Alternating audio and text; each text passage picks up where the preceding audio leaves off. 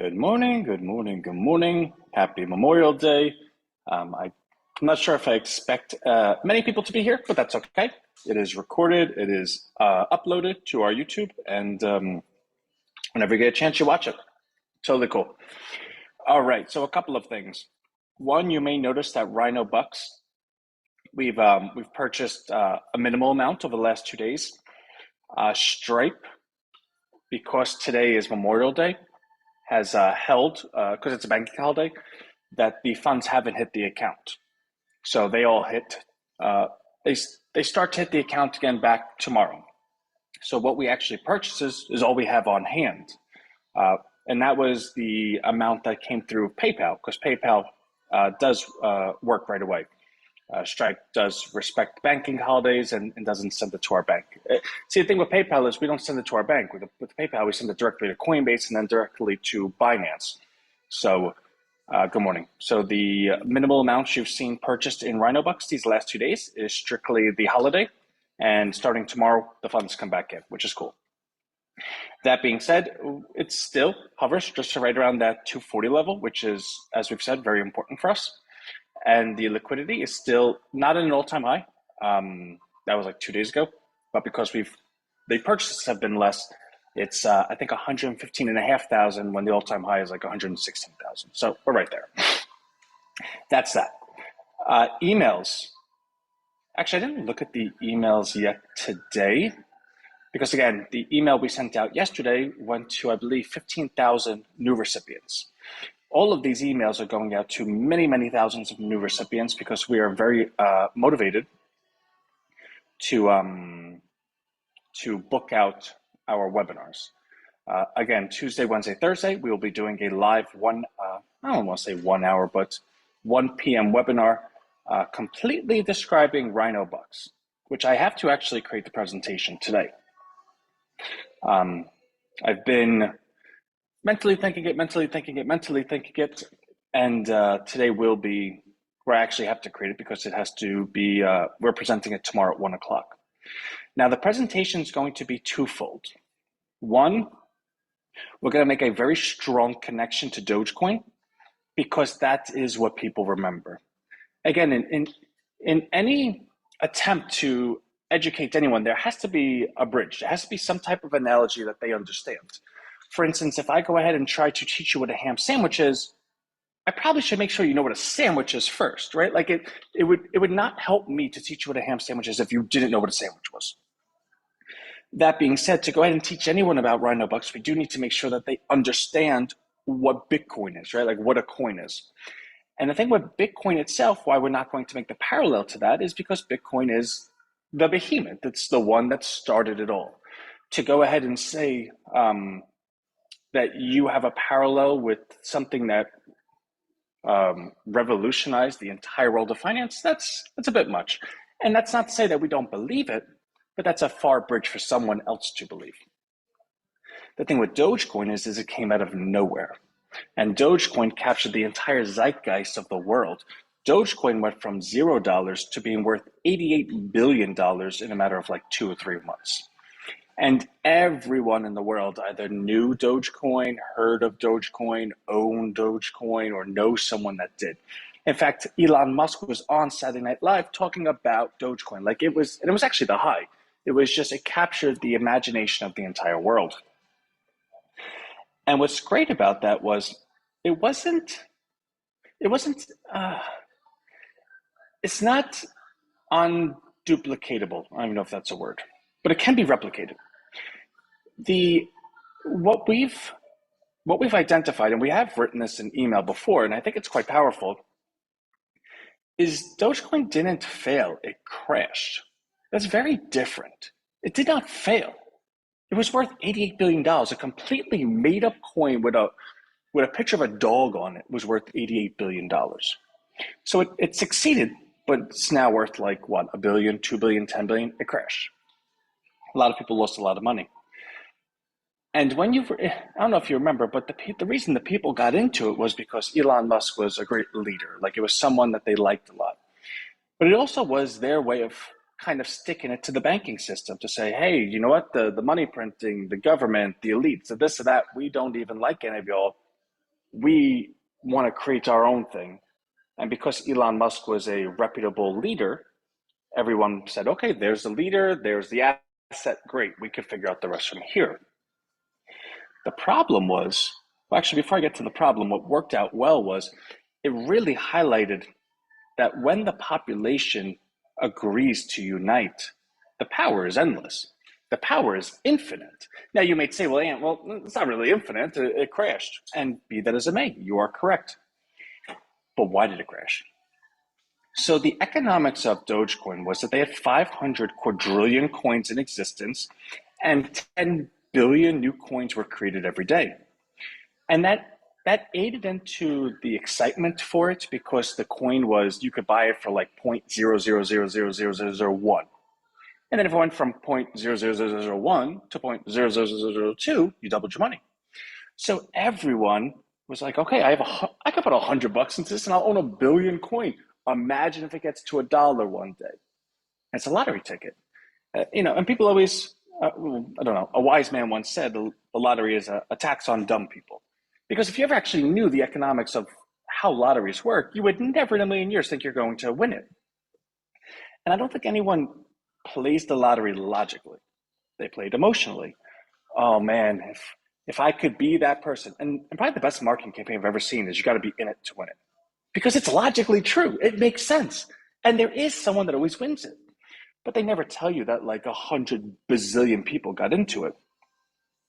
And that's what was sexy about Dogecoin. But more so than that, when you combined unity, where everyone agreed to do the same thing, they were buying the same thing, everyone saw it moving up, and the lottery ticket nature of it, which was a self-fulfilling prophecy, right? Because if everyone does it, well, it's not a lottery ticket anymore. Everyone buying equals it goes higher. Therefore, the probability of that lottery ticket cashing is completely dependent on the unity and the buying behavior of the people. And because it was so captured the zeitgeist of the world, everyone was getting into it. The problem was that there was 500 quadrillion coins, and there was 10 billion new coins printed every day, meaning it did not matter how many people got into it. The population was not great enough to offset the economics. There was not 500 quadrillion people in the world. And you might say, well, Ant, you don't really need 500 quadrillion people because the coin was 0.0000. I get it. But the fact that was being printed 10 billion every single day, that's the problem. That the economics was always going to overwhelm the people. And the way that happened was because Dogecoin, like any asset, is completely based on buying and selling. Well, when the buying was overwhelming the supply, it went higher, right? So everyone would buy. Okay, 10 billion people own it, 20 million people own it, 30 million people own it. It goes to 30 billion, 40 billion, 50 billion. All right, you better get in. You weren't going to get in. You didn't get in. So everyone got in. That's the excitement. But when everyone's in, then what happens? Who's the next buyer? If everyone takes all of their money and puts it in, then who buys after them? Nobody. Well, if nobody's buying after them and it's printing 10 billion a day, that's new supply coming onto the market. That's quasi-selling right there because it has to come onto the market. What happens? Well, it starts to come down. And when it starts to come down, what happens there? Well, maybe it entices new people that are like, hey, I didn't want to buy it at that price, but maybe this is an opportunity. They buy it, but they're not buying that much. They didn't buy it the whole way through. Maybe some of the people that owned it and seen it come down, they buy more. Well, you said they had no money. Yeah, they had no money that day, but they work jobs. After a week, they have a new paycheck, right? So the math then comes down to, can the additional funds that are being created through paychecks go ahead and reverse the decline? And the answer is no, because there's so much coming onto the market. Because that's some of the people. What about the other people that said, you know what, it's over. It went really high and it's not going higher. Let me get out while I can. Well, that's new selling that comes in. The point of this whole story is that it's very, if you have a market perspective and you're able to, have an experience like I do in terms of markets, it's very easy to see that Dogecoin succeeded it was just set up to fail. What if instead of 500 quadrillion coins, it had 1 billion? What if instead of printing 10 billion new coins a day, it was zero? What if instead of everyone taking all of their money buying it all at once, they instead were on weekly subscriptions so that their buying was constant and always there? What would happen then? Well, then you'd very easily solve everything that we just shared. But more so than that, well, Anthony, that's not very sexy. You don't have that that spike. No, you don't.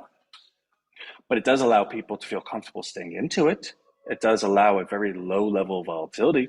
It does allow the mantra, we don't day trade, we invest, to go ahead and permeate through the shareholder base, which is why we have an 86% retention rate. But Ant, didn't you say this thing's gonna go to the moon? Yes. Well, it can't go to the moon unless the shareholder base has a certain level of faith and comfort and in holding. That's the only way it works, because if everyone doesn't want to hold and everyone wants to sell, well, then that's a problem, right? So you have to go ahead and build that foundation, which we've done. That foundation is built. Take a look at the daily volume the last week, 2 weeks, 3 weeks. It hasn't been over $300 in a single day. And that's not indicative of, oh, Anthony, you cracked the code, or Anthony, well, there's only, that doesn't guarantee the future. There's only 550 people in it. Yes.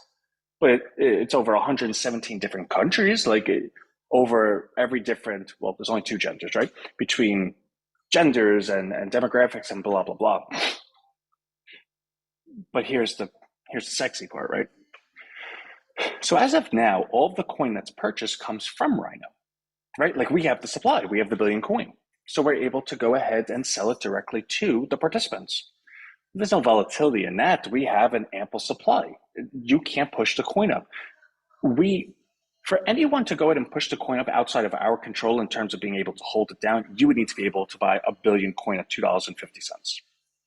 So if you want to come out of pocket with $2.5 billion, cool. Rhino would be really happy if you did that. But in lieu of that, we go ahead and hold the supply. And actually, let me take a step back. I just said we'd be happy about that. Thinking about it, we wouldn't be we wouldn't sell it to you. Because again, the whole future economics of how this works is that you have a very, very broad base. You have to have a lot of accounts involved in this, because this is what happens. When that billion supply runs out, your accounts are still automated. You still have to buy the coin. But where do you buy it from? You have to buy it from the market. Remember, we're publicly traded. You'd have to go to PancakeSwap and buy the coin. Okay. 100% of every single account would have to do that. Well, how many accounts are there? Well, to the point of my last statement, we want to make sure that there's many, many accounts, thousands, tens of thousands, hundreds of thousands. God forbid we have millions of accounts. Because if you have that many accounts all automated to buy 100% of the time, every single week, that's a lot of transactions. So why the transactions matter? Well, here's why. The market price of anything is based on the last transaction. So for instance, if only one ham sandwich was sold this week and the price of that ham sandwich was $5, guess what the price of ham sandwiches are? $5. But if 100,000 ham sandwiches were transacted, and the last one, because 100,000 are buying it, was $17, you know what the market price of a ham sandwich is? $17, because that's the price of the last ham sandwich sold. And if you had people buying ham sandwiches every single day of every single week over and over and over again, it stands fair to reason that demand would constantly overwhelm the supply and constantly move it higher. Okay. Now, what if nobody wanted to sell their ham sandwiches, right? They've been investing in ham sandwiches the entire way. They don't want to sell it because they knew that this was going to happen. Well, if they don't want to sell it, then the people that are buying it have to buy it. Because again, it's not personal choice. It's automated. Your account is automated. It has to buy it. You're talking to a robot. Robots don't think. They do what they're told, right? Well, hopefully. You still have to buy it. So where do you buy it from? Well, you can't buy it from Rhino. We don't have any more coin. You have to go ahead and convince those people that didn't want to sell the ham sandwich. Well, how do you convince someone to sell a ham sandwich that doesn't want to sell a ham sandwich? Okay, buddy, what price do you want? Tell me the price and I'll pay it. That's the only way to do it. And again, this isn't you actually talking. This is what the automations do. This is how it's built. This is called the at market price component that we added into the coding. At market price means, Okay, I'm willing to buy this at market price. It doesn't matter the price, I'll buy it at market price, which allows the seller to go ahead and dictate the price that they want. Now, that doesn't allow a seller to go ahead and raise it to $1 million because the at market price function purchases at the lowest at market price. So if you have one crazy cuckoo bird that says, all right, well, I want $1 million. Well, guess what? Those more reasonable people, they want like $10. So we'll buy from them. And then eventually we'll get to you when we get to like the million, but I don't need to buy from you for $1 million when I could buy it for like $10. So that's how at market price works. It purchases at the lowest market price. Now, the lowest market price is obviously going to be higher than the previous market price because, again, you're enticing the people to sell. So if somebody doesn't want to sell at 10, do you think they're going to say, I'm not going to sell at 10, but if you give me 9? No, that makes no sense. If they don't want to sell at 10, they'll say, okay, I'm not going to sell at 10, but if you give me 11, I'll sell. Now, here's that whole analogy where it's 100,000 people buying ham sandwiches. Well, if you have 100,000 times in a single week that's happening, well, what happens to the price? Conceivably, it goes up 100,000 times. So what's the market price of Rhino? Whatever the last price is. What's the last price? I don't know. It's increased 100,000 times. Okay, that's pretty cool. What happens next week? Well, it's just going to happen again because those accounts still have to buy. So why would I ever sell it? Like if this is just going to keep happening? Well, you don't have to. Well, I'm not selling it till it gets to what? Till it gets to what? Well, I'm not selling it till it gets to like $20. Okay, great. That's your price then. When it gets to $20, we'll buy it from you. And this just happens over and over and over again. Because when you go ahead and you're able to produce the same type of unity that was in Dogecoin, in the sense that the people are gathering to go ahead and create an outcome that benefits all of them collectively, but you go ahead and create a structure that actually is built for that to happen, then you look at Dogecoin and you say, well, it didn't fail. It actually was the blueprint. It showed that if you just improved and corrected this, and this, what could happen? And if we're able to go ahead and show somebody that we're not just talking pie in the sky, this actually did happen. But this is why it failed. This is what we improved. This is what we've built. Get on board and let's do it again. So that's one angle we have to come at this. But the other one is we want to go ahead and, Rhino's not just there to go ahead and financially engineer everyone becoming millionaires. Some people are in it for that, right? Like, God bless. You could be in Rhino for any reason you want, but that's not Rhino's mission. Rhino's mission, the coin could get to $1,000. And if you think, all right, well, Ant made $1 trillion and, we never saw him again, I probably donated him. I would be sitting right here. The mission is something much larger than that, to redistribute the wealth from the 1% to the population. Because we believe that there's a societal decay that is completely a result of a financial dependence, right? Like when you are growing up in a community where you're losing your jobs and you have to go work for a corporation and you hate your job and then you come home, but there are some people that are still rich and now you're worried about, are you man enough? Are you the provider that you want to be because now there's other people that are providing better than you? The point is, when you take fairness out of a system and the system is then built on, well, what do you have? What did your family have before you? Okay, so this is what you're starting with. This individual has no ability to go ahead and compete with you because they're starting with a lot less, but they're starting in a system that is meant to hold them down, right? Like they can't start a new business. They can't do this. They can't do that. There's just a lot of societal decay that we think is a function of opportunity, economic opportunity. So the point has always been, yeah, we want to redistribute the wealth and make sure that everyone has it. But that's a generational thing. We want to make sure that the communities have a search engine that enables them to protect themselves from big tech. We want to make sure that the community has a job placement opportunity where they can learn their super duper high skills that allow them to own their own businesses and own their own agencies. We want to make sure that the community has the ability to invest in themselves continually, which is Rhino Bucks. So when you have Rhino Bucks, Rhino Hub, and Rhino Street together, that's when something magical happens. Rhino Street, for as long as everyone's always asked me, well, Ant, when's Rhino Street? Like, well, we work on it every single day. But the day that it's going to be front and center is after Rhino Bucks goes to the moon, because at that point you capture the zeitgeist of the entire nation. Now imagine with Dogecoin, when it got to that 88 billion, they had they had something more than, think about this. The entire Dogecoin run up was reasonable adults and children, I guess, knowingly purchasing something that had no value. Dogecoin was a meme, was a dog on a digital coin, which meant it wasn't even tangible. And they bought it knowing that. Because the belief that they could do something together was so overwhelming. Imagine if Dogecoin was built with a call to action in terms of, all right, this is why you're here. I get it. You're all here for this reason. Now that we've accomplished this, we're able to go ahead and achieve those goals because we also have this, this, and this. Oh, you want to go ahead and protect yourself from big tech. You want to protect your community. You want to go ahead and reinvest in your Main Street businesses. How about you use this search engine? It's ours. No one else has it.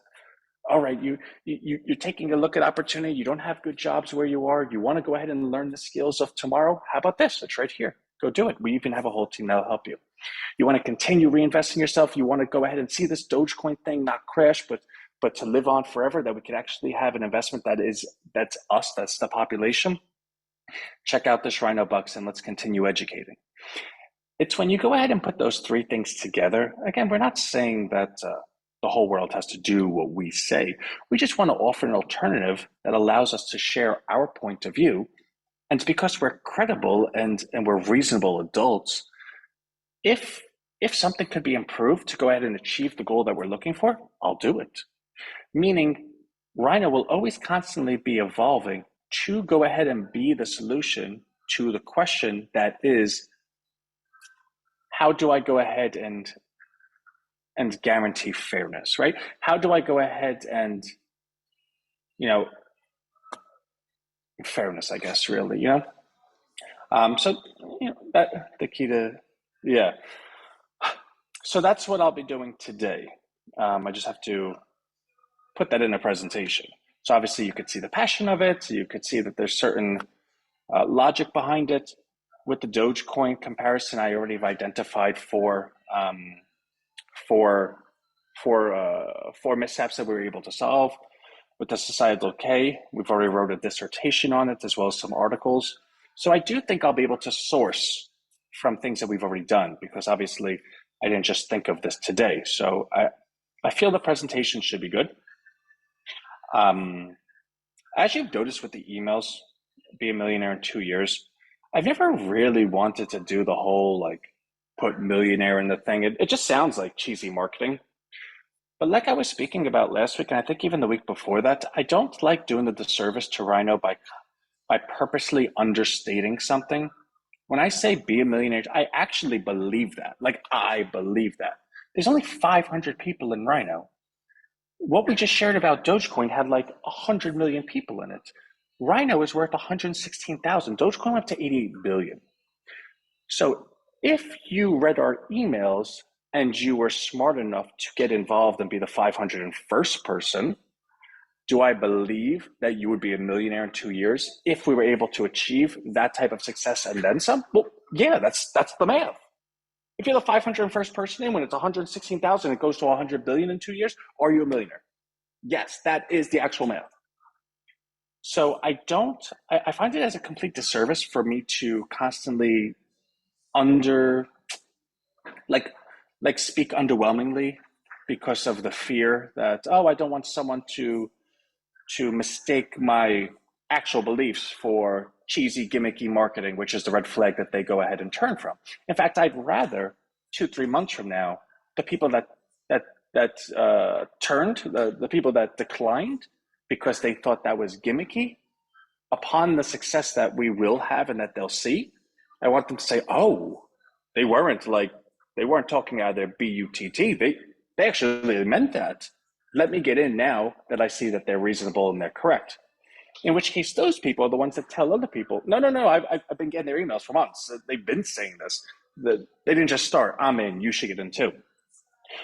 So like anything with Rhino, it's always a constant investment for the future in terms of not building a building and we're reinvesting it.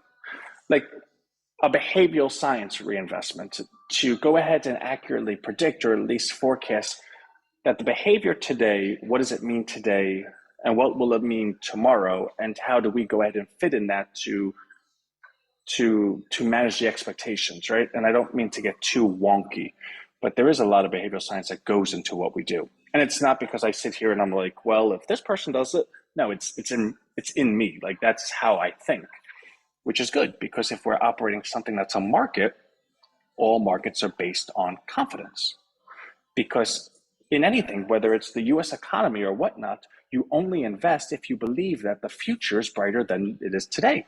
And if everyone invests at the same time, well, the future is guaranteed to be brighter because everyone's going to put money in to go ahead and service each other, and everyone makes money at the same time.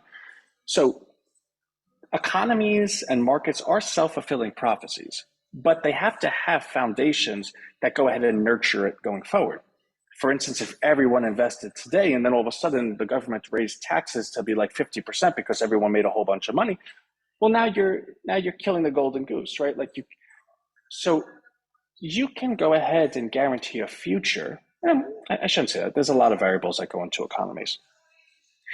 But if in doing so, you were able to correctly identify, well, at these rates and at this, and at this, if we do this, if we harness this and nurture this, we should be able to continue this.